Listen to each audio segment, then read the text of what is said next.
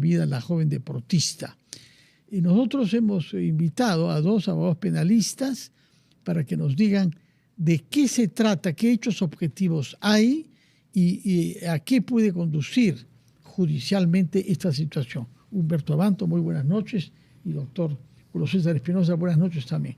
Fernando, buenas noches. Díganos, señor Abanto, qué es lo que sabemos de manera positiva e inapelable hasta ahora y qué pena puede corresponder a esos hechos. A ver, yo comenzaría señalando que en el caso de Adrián Villar hay un cúmulo probatorio abrumador.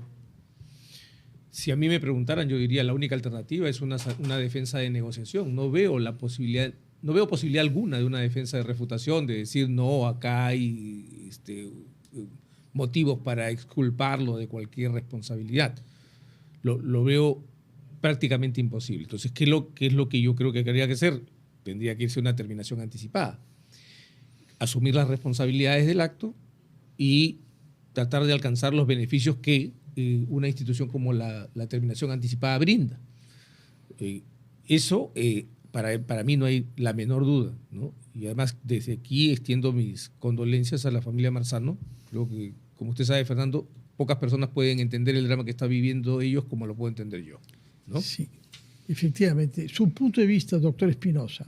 En efecto, coincido con Humberto que la única posibilidad que queda es entrar a un procedimiento simplificado donde tanto Fiscalía como la defensa de este joven pueden negociar un resultado perfectamente permitido por la ley. Sin embargo, hay que tener presente que una posible solución negociada en términos absolutamente legales no debe implicar una pena suspendida, y es mi opinión.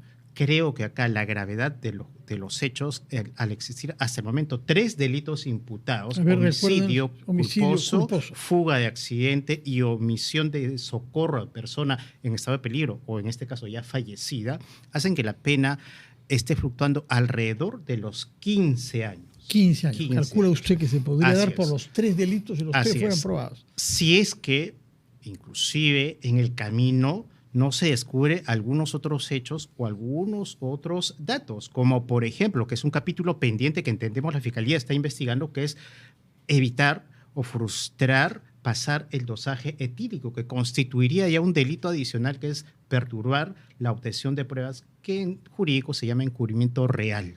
Entonces, si el mínimo de pena que podría sufrir esta persona es de 15 años, a pesar de una solución negociada, la pena que podría estar recibiendo no debería ser menor de 10 años. 2/3 partes. Así es. ¿Cómo se calcula? ¿Cómo se computa esa reducción? Bueno, hay varios elementos para analizar. De hecho, una solución negociada ya implica que se le reduzca la 6ª parte de la pena a imponerse, pero además están pues los antecedentes de la persona, la edad, no olvidemos que tiene 21 años, que está dentro del margen de responsabilidad restringida que el Código permite negociar para reducir prudencialmente la pena, pero hay tanto circunstancias, digamos, algunas circunstancias atenuantes, repito, como la inexistencia aparente de antecedentes de otros casos similares, pero las circunstancias agravantes son mucho más intensas, mucho más graves en este caso.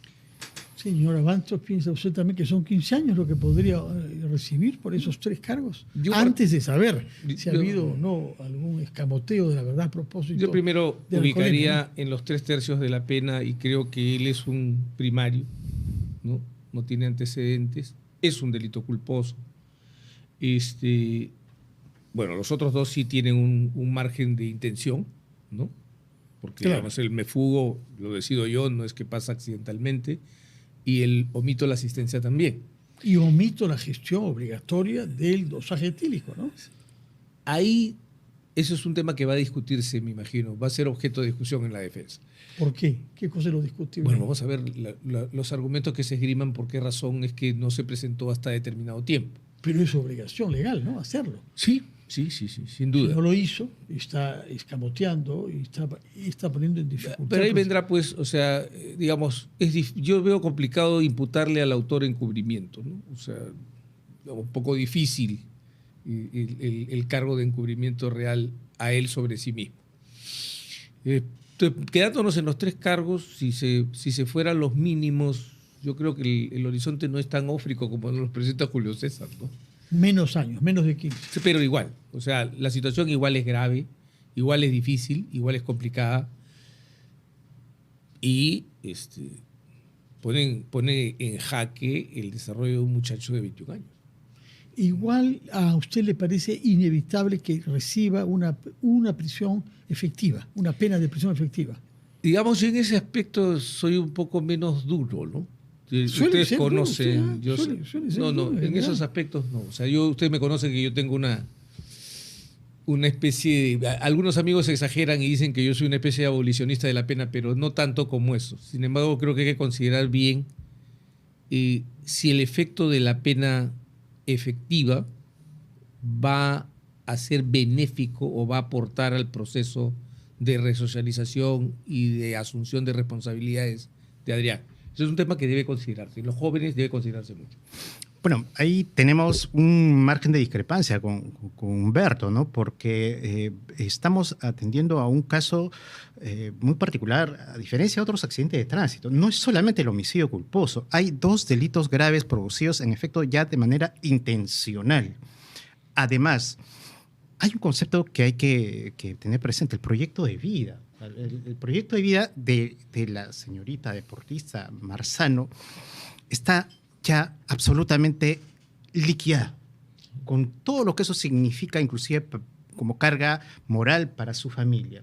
En cambio, este joven de 21 años ha desarrollado y ha realizado un hecho con decisiones además posteriores muy fatales, acompañadas por su familia y por su entorno más cercano, que le dotan de mayor gravedad a todo lo que ha sucedido en este caso. El simple hecho de que exactamente 4 o 5 horas después estén en las inmediaciones cercanas al hecho, acompañado por una señorita que es periodista, un abogado que es el padre de su novia, que perfectamente saben que en estas circunstancias cualquier ciudadano tiene el deber de pasar el dosaje etílico, y además saben que un dosaje etílico efectivo, con resultados certeros, biológicamente certeros, solamente puede tomarse hasta 4 horas después del hecho. Estamos viendo, por cierto, Y es exactamente lo que ellos han evitado hacer, conociendo las implicancias de esa decisión. Entonces, creo que la pena, en efecto, tiene un fin resocializador pensado desde el punto de vista del que ha cometido un delito, pero también no podemos negar que tiene un efecto preventivo hacia afuera, general. O sea, ¿cuál es el mensaje que se le va a dar al ciudadano de a pie a partir de ahora? Pues la necesidad, primero, de cumplir estrictamente el reglamento de tránsito y las normas, pero además, si uno comete, por desgracia, por una falta de ventura, por mala suerte o por cualquier circunstancia fatal, un hecho como este, lo peor que puede hacer cualquier ciudadano es fugarse y evitar asumir su responsabilidad. Esa es la diferencia entre un caso que podría, si solamente fuera homicidio culposo, como más o menos es el planteamiento de Humberto, podríamos inclusive estar ante un caso que se resuelva sin pena efectiva. Pero al haber estos otros elementos, creo yo, y discrepo, creo que ahí sí va a haber de todas maneras la necesidad de sentar una pena grave. El señor Espinosa, si lo he comprendido bien, introduce otro elemento en consideración, que es el ejemplo ante el resto de la sociedad. Somos un país. Yo quiero saber si usted considera que penalmente debe ser incluido eso como un criterio para la decisión de los jueces. Hay un criterio que tiene que tenerse claro, porque la pena tiene dos funciones, una preventiva general y una preventiva especial. La preventiva general, como bien ha dicho Julio César, es para que todos recibamos noticia de que el sistema funciona y que vamos a ser reprimidos si cometimos un delito. Y la preventiva especial es aplicarle justamente el remedio a quien cometió la infracción. Pero hay una diferencia entre la aplicación de la función preventiva general de la pena y la vocación ejemplarizadora de la pena, que no es sustentable constitucionalmente. La pena no es ejemplarizadora, la pena no es para aterrar a la población, sino la pena es para dar una dosis exacta de represión a la conducta criminal. Entonces, yo sí marcaría la diferencia entre la vocación de ejemplarización y la función preventiva general de la pena. Pero ambas tienen vigencia, es decir... No, la ejemplarizadora no, está prohibida en la Constitución. ¿De acuerdo?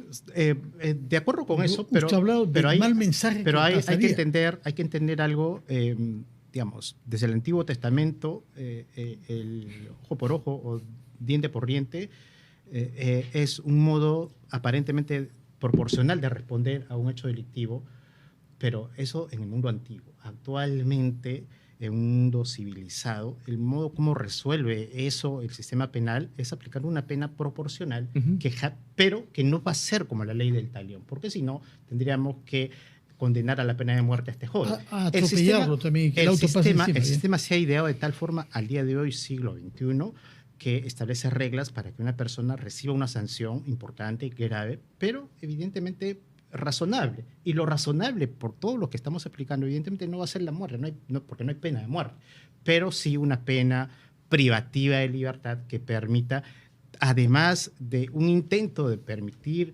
sancionar como corresponde proporcionalmente, en el caso al final se seguirá en la sentencia, también, repito, dar un mensaje general de que en efecto el sistema está atento a este tipo de circunstancias, que además es quizás el más grave problema de seguridad, después de la seguridad común, digamos, de la delincuencia común, la seguridad en el tráfico vehicular es uno de los problemas más serios Julio, que tiene nuestro país. Ahí me permito corregirte. A ver. Tenemos más muertes por accidente de tránsito que por crímenes violentos. Es un feo dato. Y yo sí comparto todas las posiciones que tienes, Julio César, en una sola diciendo, en que haya que extralimitar la función preventiva general hasta el límite, hasta el punto de la ejemplarización. Yo sí creo que esa dosis no es adecuada en un Estado constitucional. Que la racionalidad de la pena habrá que verla. Habrá que analizar en detalle y habrá que ver la habilidad del abogado también en la negociación. Pero usted ha dicho que es muy limitado lo que puede hacer el abogado. No, pero hay una negociación. A una defensa. Va a haber argumentos. Es difícil para mí tocar este tema porque voy a tocar la sensibilidad de los padres, ¿no? Pero la señorita Marzano estaba en la vía, estaba en la calzada, no estaba en la acera. Ahí hay una discusión que se ha desarrollado en el ámbito del derecho, donde algunos hablan de concausa y otros hablan de autopuesta en peligro. ¿Okay? Entonces, pero eso solo alcanza el tema del atropello. Yo sí en eso voy a ser absolutamente claro. Creo que fue un gravísimo error de Adrián y de las personas que lo acompañaron el no someterlo inmediatamente a la policía. Creo que fue un muy grave error. Pero de ahí que se haya escalado al linchamiento de Maricel Paredes, madrastra del joven, al punto de destruirle la carrera periodística, haciendo una cosa que sí creo que es importante llamar la atención. Yo defiendo un principio aquí. Y el principio básico es que la condena sucede al proceso, no precede al proceso.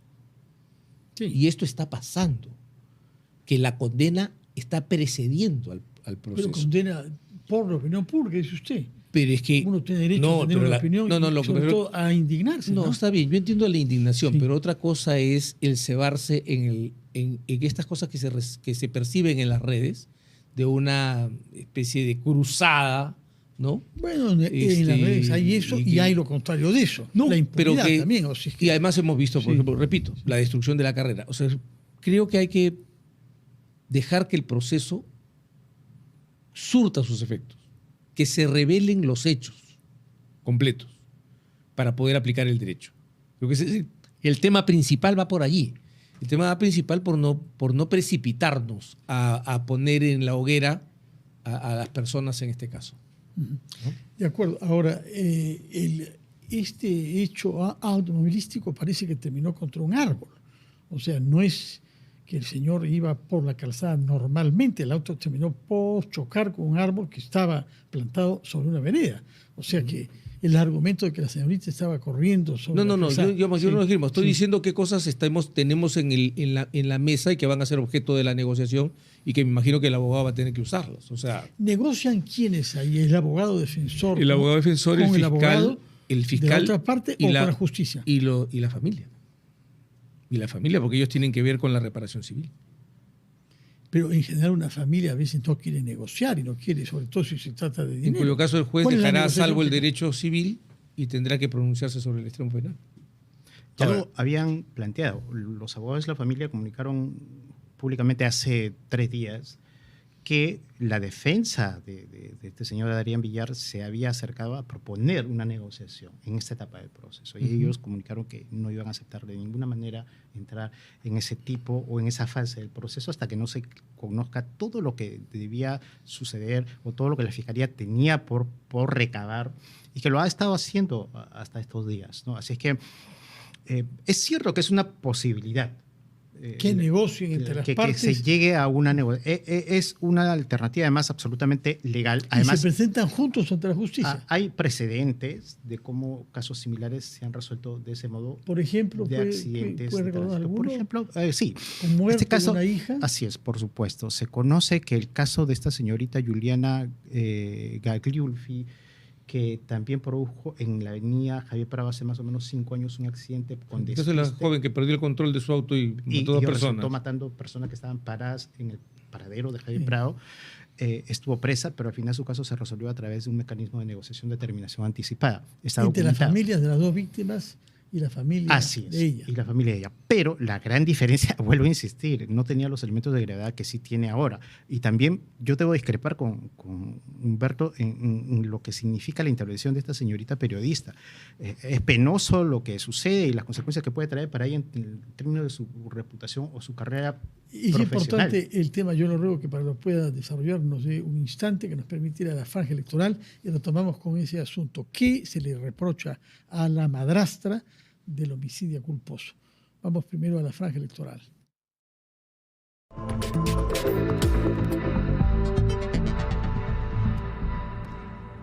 Vamos nuestra conversación con dos abogados penalistas a propósito de las perspectivas judiciales del caso de esta joven deportista, Lisette Marzano, que murió atropellada por un automovilista que no le ofreció socorro, que no se detuvo a esperar que llegue la policía y que no se sometió a dosaje etílico.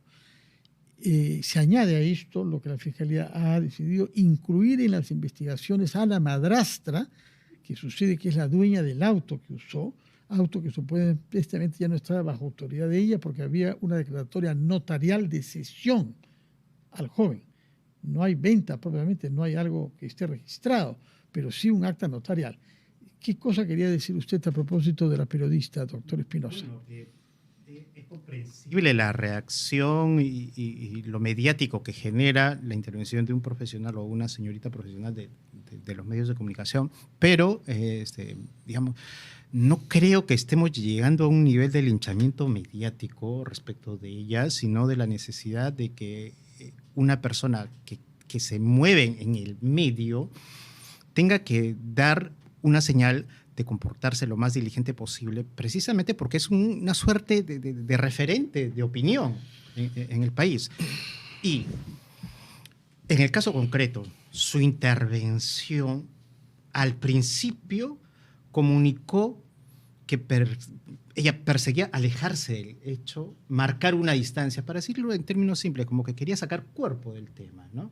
Con un comunicado que también más o menos planteaba eso, inclusive dando a entender que ella ya no tiene interés en el vehículo. Pero es evidente que si lo tenía, la propiedad sigue inscrita a su nombre y yo podría sostener, o me imagino que la parte civil, la familia y también la Fiscalía podría evaluar que su intervención no solamente tenía un propósito, digamos, motivado por su vinculación familiar con el muchacho, sino porque el vehículo es de su propiedad y ella sabe, el abogado que esa noche estuvo, que es el padre de la novia, como abogado, saben perfectamente que un caso como este va a traerle a ella consecuencias por ser propietaria del auto también respecto al vehículo, porque va a responder como tercero civilmente responsable.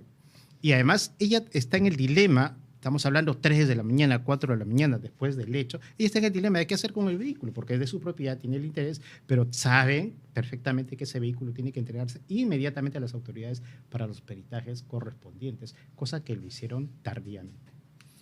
Su punto de vista sobre el caso de la periodista Maricel Linares. Para pensar, yo no creo en las obligaciones de conductas ejemplares. Vamos a empezar por ahí, ¿no? Entonces, no hay una norma que obligue a nadie al heroísmo ni a las conductas altruistas. Ese es su primer Pero punto. a decir la verdad y hacer los trámites administrativos. Pero es que vamos por partes. No es disponible ser tercero civilmente responsable. Es indisponible. Si ella aparece en el título, ella es tercero civilmente responsable. Eso no va a cambiar, haga lo que haga. Eso es lo primero que hay que dejar claro. O sea, no hay ni una suma ni una resta en el hecho de que ella haya dicho no se podía separar del vehículo, está en el registro su nombre. Si no lo pasó a tiempo, problema de ella. Asume la responsabilidad de la ley, en eso es absolutamente clara. Pero ahí se ha abierto un debate, que lo ha abierto Julio César, además interesantemente, si se aplica o no se aplica la excusa absolutoria en este caso. Julio Rodríguez, Romichan, yo creemos que la norma habla de relación estrecha y no de relación familiar. Sostenemos que, al margen de lo que puedan haber habido interpretaciones, que todavía no hay una definitiva, y el caso puede caer dentro del espacio protegido por la excusa absolutoria. Y Julio César sostiene que no, y eso es lo que hace interesante jurídicamente hablando el caso. Pero sí creo, o sea, a diferencia de lo que sostiene Julio César, que ha habido, al punto que, por ejemplo, por haber criticado yo la reacción mediática, ¿no? He recibido pues una andanada en los medios, en las redes, que me ha hecho mucha gracia, porque yo opino desde una perspectiva jurídica, yo no opino de una perspectiva emocional. Yo tengo una relación con los hechos. Para mí el punto es sencillo. Las condenas no preceden a los procesos. Y en este caso, lo que yo he visto es que inclusive ha habido una condena al punto de te saco el trabajo, yo me separo de ti. No. O sea, esto, que es una herencia propia de esta época de la famosa cultura de la cancelación, que surge... No, pero yo creo que separar a un empleado de una empresa que trabaja en base a su credibilidad, separar a un empleado o a una persona contratada porque está implicada en un acto de homicidio culposo, y ha tenido declaraciones un poquito extrañas sobre la propiedad del vehículo, sobre quién lo tenía. Pero escúcheme, Fernando, todo eso es normal que una empresa podría quiera suspenderla. Podría suspenderla, pero no la han suspendido. Le han liquidado el contrato. Entonces, yo sí creo que ese punto es crucial. En un Estado de Derecho tenemos que acostumbrarnos a que las conclusiones vengan después de que todo esté a la vista, no antes. Pero de que la pasión no puede cerrar. Las propias personas implicadas toman distancia frente a un cargo, por ejemplo, políticos que se hayan metido en esto, o sea, son no culpables, y te abstienes de ejercer un mandato político mientras no se aclare. No, pero vamos por Fernando.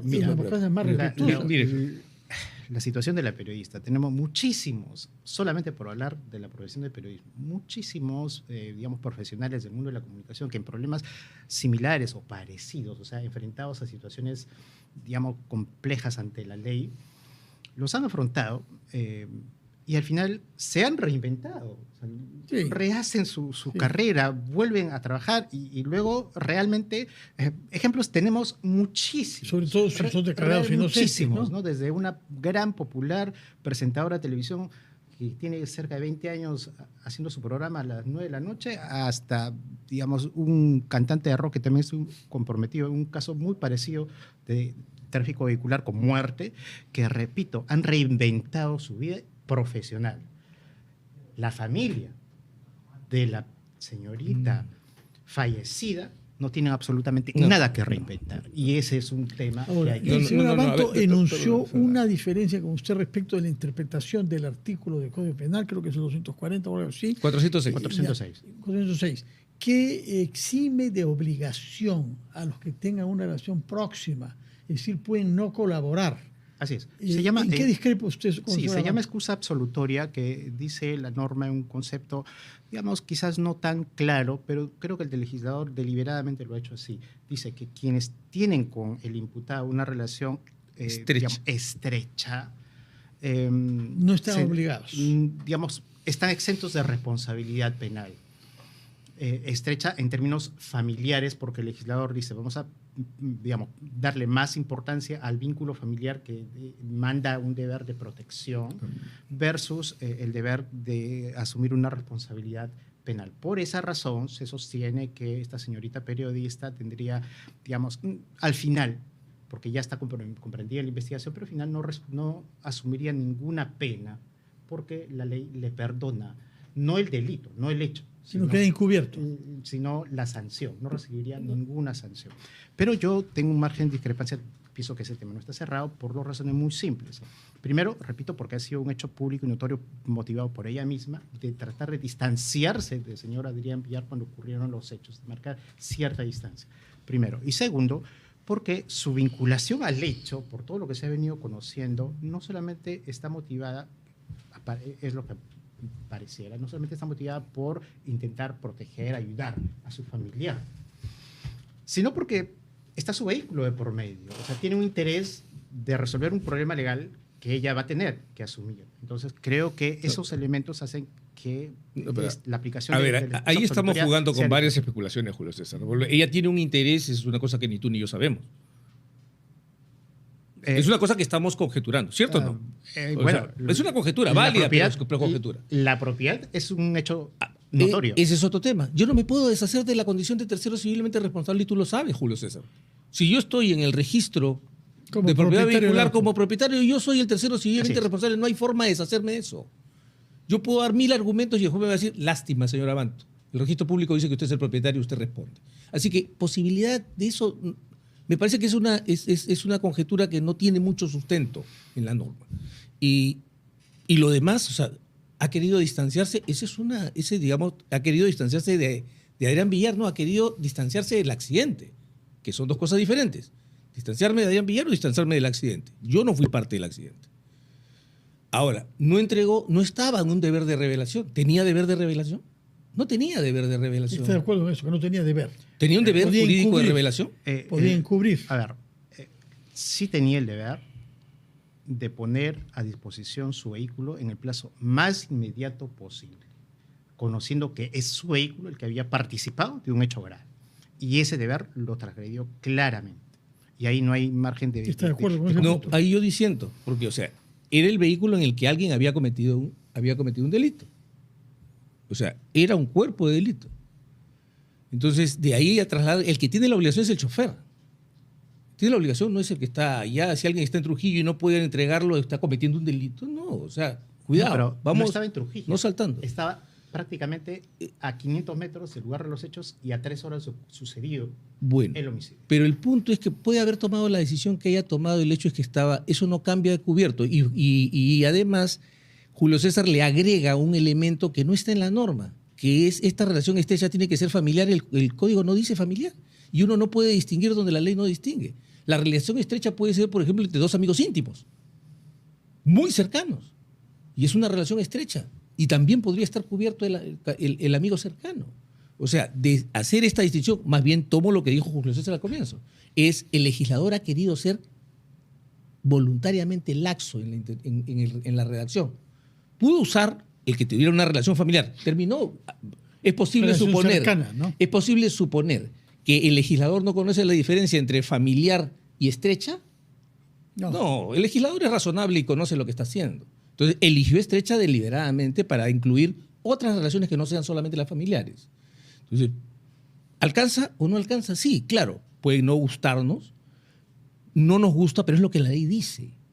O sea, no nos agrada, claro. ¿Está exonerada de qué? De la responsabilidad. Y agreguemos además de la sanción. Que para que haya delito tiene que haber un acto, una acción antijurídica, culpable, punible. Y la ley exime de la pena. Por lo tanto, decir no le exime del delito, no veo si yo le pongo una excusa absolutoria, estoy diciendo que no hay reproche. Y si no hay reproche, no completo el cuadro del delito. Bueno, la Corte Suprema en los últimos 5 años, a consecuencia de diferentes casos bastante parecidos, le ha tratado de dar un contenido a este concepto que el legislador lo definió de manera un poco laxa, ¿no? El concepto de relación estrecha. Y la constante, por lo menos en 6 ejecutorias de la Corte Suprema, es restringir este concepto. Lejos de hacerlo amplio y que abarque a cualquier tipo de relación, ha fijado criterios, ha dicho, está claro, no está condicionada a una relación sanguínea, por supuesto, no, va a ser una relación estrecha, puramente convivencial, pero sí una relación madrastra, lo más en este caso, directa posible, en el tiempo también perdurable, no momentánea, no transitoria, sino que pueda evidenciarse que había una constante, un tiempo prolongado. Más cerca del micro, por favor. Y eso explica por qué, repito, en los últimos años la Corte Suprema ha tratado de dar mensajes para que este concepto abarque al entorno más íntimo posible, sin que sea una relación, repito, sanguínea, pero al vínculo más estrecho posible. El papá del señor Adrián, del joven Adrián, por supuesto que cae en ese concepto, familiar, sin ninguna duda, pero creo que no está resuelta y yo no cierro la discusión acerca de la aplicación de este criterio para la señorita madrastra de Muy Adrián. bien, yo quisiera terminar expresando un mensaje de la parte de ustedes, a quienes nos están oyendo, tienen hijos o nietos, y saben el dato terrible que usted ha dado, que más personas mueren cada año en el Perú por accidentes de la circulación que por acciones violentas. Así es. ¿Y qué cosas transmitirían ustedes como ciudadanos y como padres a quienes nos han escuchado y pueden creer que de alguna manera los abogados quieren relativizar la gravedad de los hechos y el sufrimiento? No se puede relativizar. La muerte de Lisset Marzano no se puede relativizar. Lo que sí se tiene que entender es todo el conjunto de hechos. Yo en esas cosas tengo una visión, digamos, un poco menos drástica que Julio César. El mensaje es muy sencillo. Y va no solamente para los padres que tienen hijos a los que les hemos dado un vehículo, para los propios padres. Quienes manejamos, portamos un arma mortal. No permitamos que se dispare. Señor Espinosa, para concluir, ¿qué recomendaría usted específicamente a un joven que se hallara en esa situación? Dos cosas muy concretas, ¿no? Si uno tiene la fatalidad de ser partícipe de un hecho como este, tiene que someterse absolutamente a lo que dicta la ley. Y en segundo lugar, si uno decide, también por una decisión quizás emocionalmente equivocada, evadir su responsabilidad, fugarse del lugar de los hechos como ha ocurrido, tengan presente que lamentablemente la responsabilidad puede duplicarse o triplicarse. Así es. Así es que bien, creo que el cumplimiento de la ley, lo más responsablemente en este tipo de situaciones, es el mejor mensaje o la moraleja que debemos aprender. Muchas gracias.